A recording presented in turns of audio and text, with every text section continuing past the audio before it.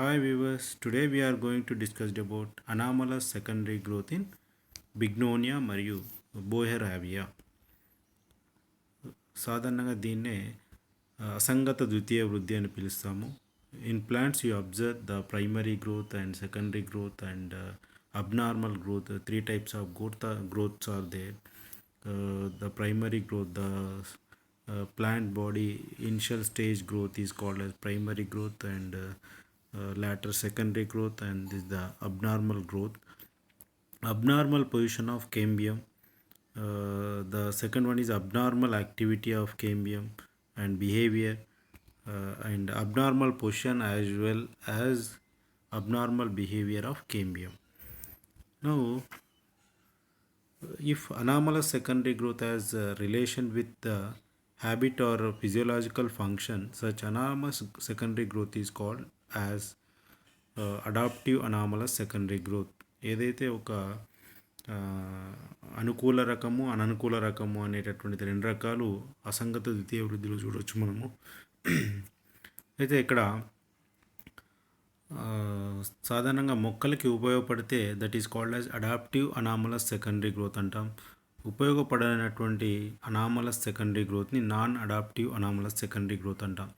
If anomalous secondary growth has no relation with the habit or physiological function, such anomalous secondary growth is called non-adaptive anomalous secondary growth. And then next, the normal came with abnormal activity. The Bignonia is a dicot woody climber, belongs to family Bignoniaceae. Anomalous secondary growth in the stem is due to abnormal behavior of the cambium during later stages.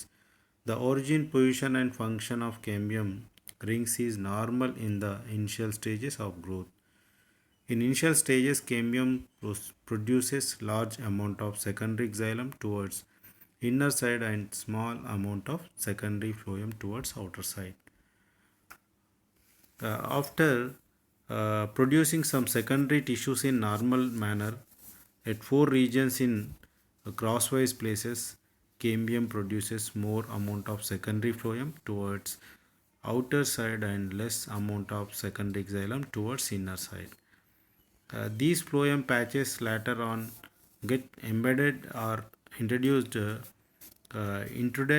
deeply into the secondary xylem. This results in the formation of four deep wedges of secondary phloem. And at these four places, less amount of secondary xylem and more amount of phloem is produced. This is abnormal behavior of cambium. This anomalous activity is restricted only at four diagonal places. The phloem patch is transversed by sclerenchyma bars. Sclerenchyma gives mechanical support to thin walled phloem tissues. It results in four wedge-shaped phloem patches and four fan-shaped xylem patches. After addition of secondary xylem and phloem, the development of periderm takes place in the epidermal region, or this is called extracellular region. Bignonia is a climber. When the stem grows around the support, its inner side gets compressed and outside gets stretched. If only hard tissue like secondary xylem remains in the central part of the stem, during compression and stretching, the stem would break or crack. To avoid the breaking or cracking of the stem, it requires some soft tissue in the central region. Central hard tissue is transversed by four phloem patches at four diagonal places. This is due to abnormal behavior of cambium. And you see, there is a direct relation between anomalous secondary growth and climbing habit of the plant. Hence, this anomalous secondary growth in Bignonia stem is described as adaptive anomalous secondary growth. Important features of the anomalous secondary growth in Bignonia you observe.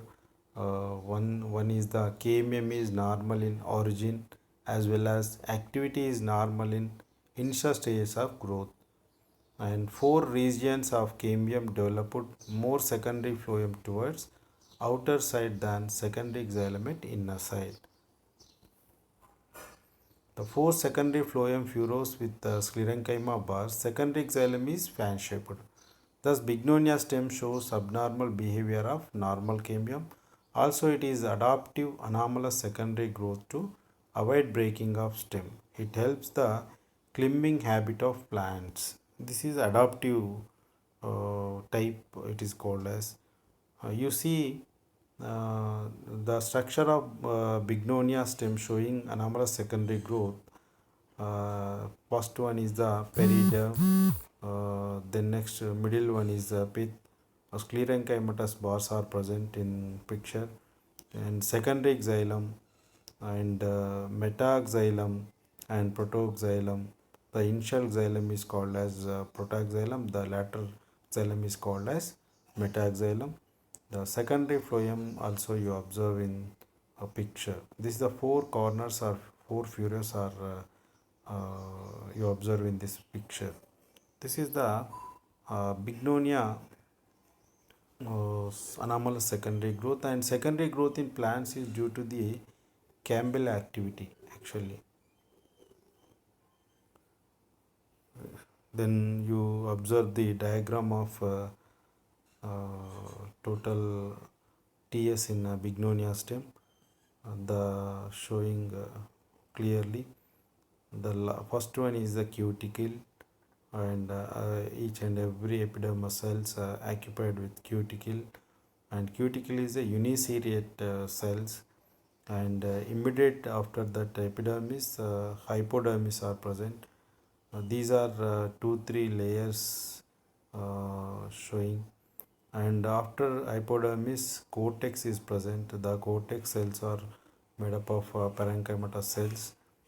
These are having chlorophylls, and endodermis. Then after cortex you observe endodermis cells. Then next pericycle fibers also visible in diagram, and secondary phloem and medullary rays are present, and cambium also present. Secondary phloem and sclerenchymatous patch is visible in diagram. Then next this the last one is pith. You see a ground structure of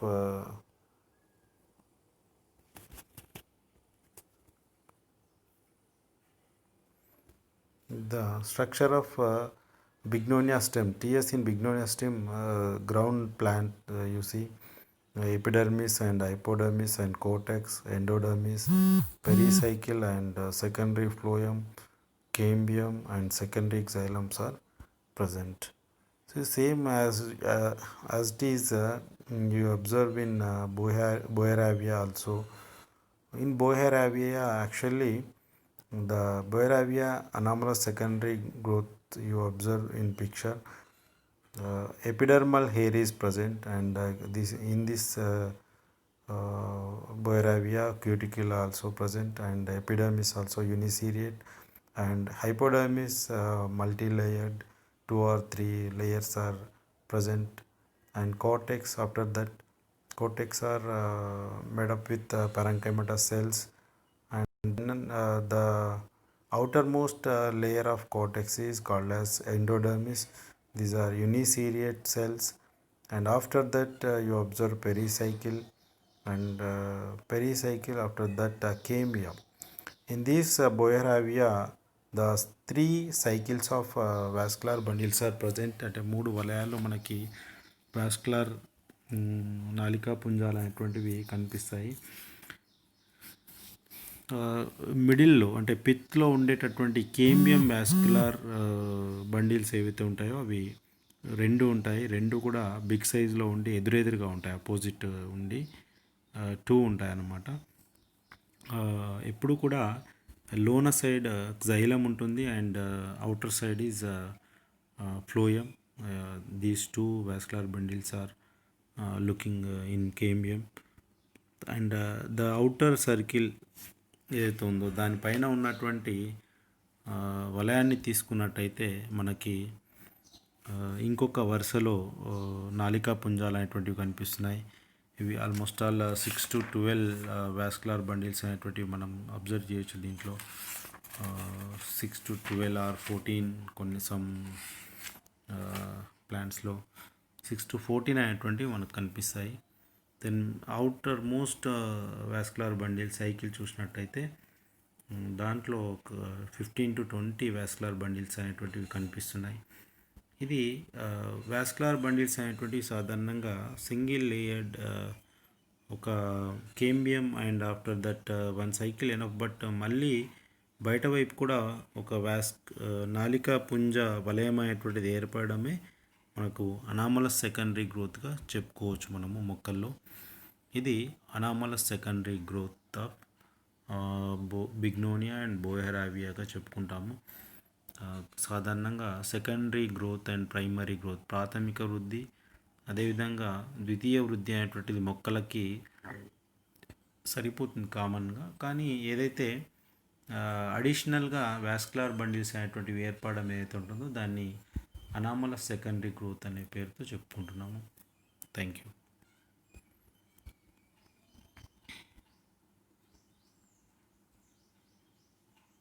next we are going to discuss about the Achranthus and Dracena. You see in Dracena also, Dracena is the మనకి డ్రాసినాను చూసినట్టయితే ఏకదళ బీజాలలోని నాలికా పుంజాల్లో విభాజ్య కణావళి లేకపోవడం వల్ల ద్వితీయ వృద్ధి అనేటువంటి జరగదు.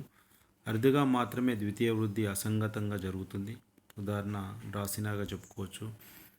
డ్రాసినా అనేది లీలియేసి కుటుంబానికి చెందినటువంటి అక్షవత్ మొక్కగా చెప్పుకుంటాము. ప్రాథమిక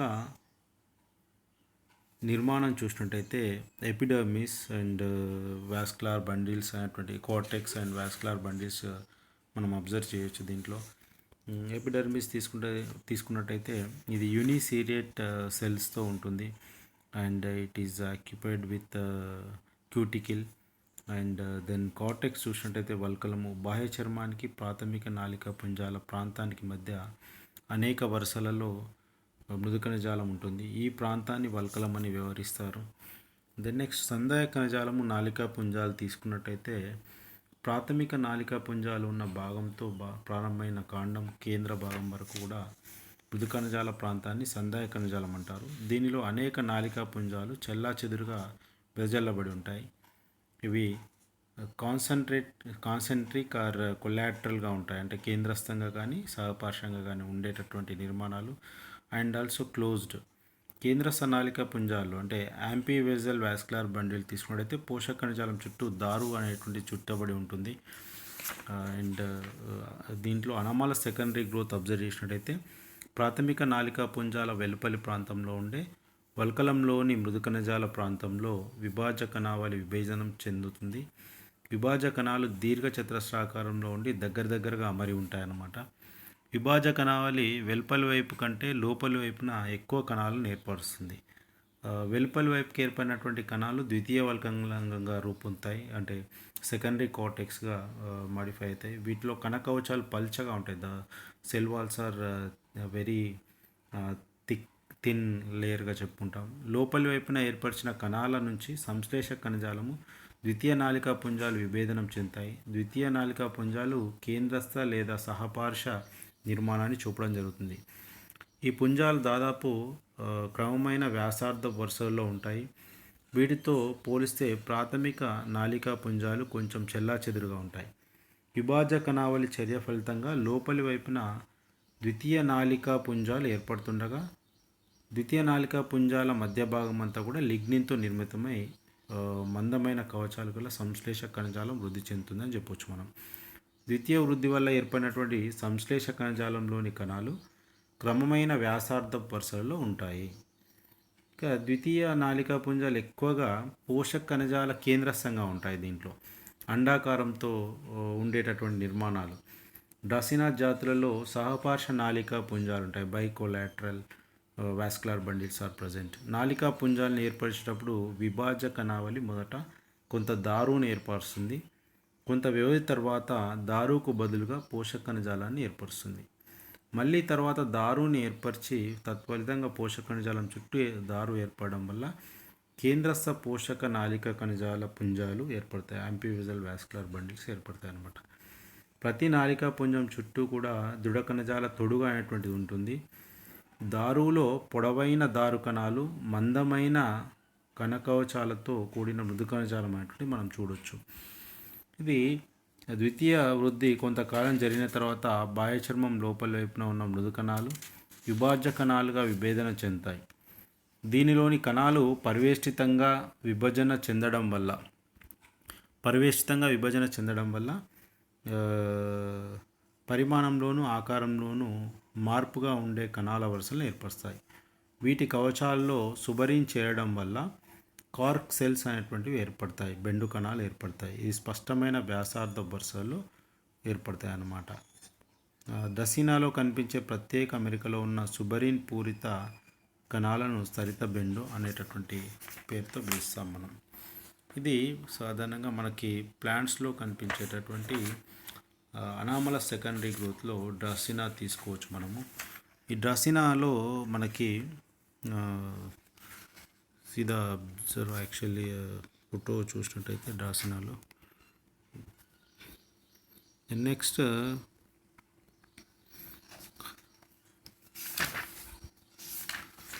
అకిరాంతస్ స్టెమ్ తీసుకున్నట్టయితే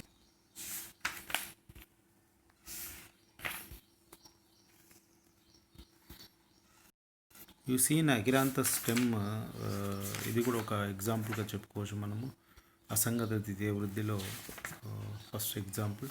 దీని యొక్క ప్రైమరీ స్ట్రక్చర్ తీసుకున్నట్టయితే లేత కాండం ఛేదం కనుపు మధ్య తీసినప్పుడు అందులో మనకి ఈ క్రింది స్ట్రక్చర్స్ అనేటువంటివి కనిపిస్తాయి. ఒకటి బాహ్య చర్మము, వల్కలము, అంతఃచర్మము, నాళికా వ్యవస్థ, పరిచక్రము, epidermis and cortex and endodermis and pericycle and vascular bundle system.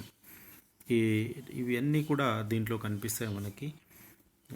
ఇవన్నీ బాహ్య చర్మాన్ని తీసుకున్నట్టయితే ఎపిడర్మిస్ అనేటువంటిది ఒకే నిర్మాణంతో ఉంటుంది మనకి. అంటే ఇలా సాధారణంగా